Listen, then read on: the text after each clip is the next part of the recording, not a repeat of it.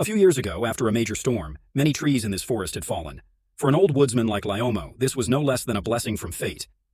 After walking for several hours, he spotted a centuries-old tree that had been uprooted. In that moment, he decided he would build his new home using this very tree. He set his bag down, took out a tool left behind by his ancestors, and set to work on the tangled branches of the fallen tree. Even after cutting the twigs, he didn't throw anything away. He collected them all neatly in one place, as they would later be used for burning and cooking. Lyomo, known for miles around as the Wild King, had quickly cleared the area he needed. Then, he took out his sharp saw from his bag and started working on the nearby trees. He selected a straight, strong piece of wood. He cut it and smoothed its surface to make it easier to carry. Upon reaching his camp, he chose a round, comfortable-looking stone from nearby.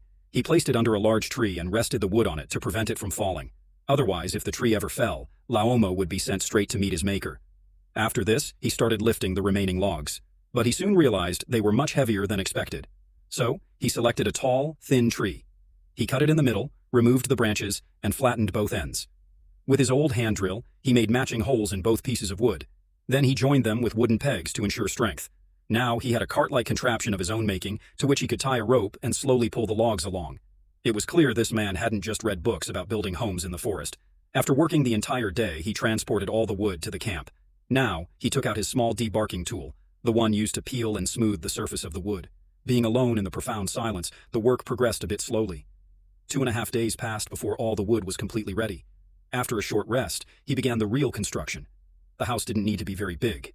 He used 10 logs to create a foundation. This would protect against moisture and make the wood last longer. Then, he carved notches at the ends of each log to fit the shape of the stones, ensuring a snug fit.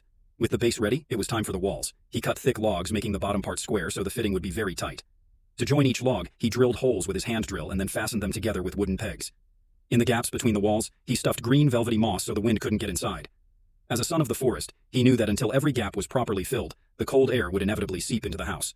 He had already left space for the door. One small mistake and the entire setup could be ruined, but nothing could withstand Lyomo's precision.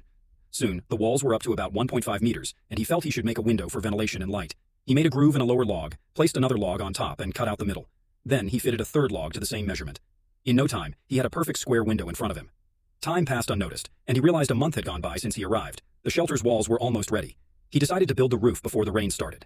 He drilled holes in 2 logs and arranged them on the ground to form an A-shaped frame, which he slowly raised onto the walls. With the remaining thin wood, he made a simple ladder. Now, the work progressed even faster. Soon, the entire roof structure was up. He placed the top planks evenly, secured them with pegs, and cut the excess ends to level them out.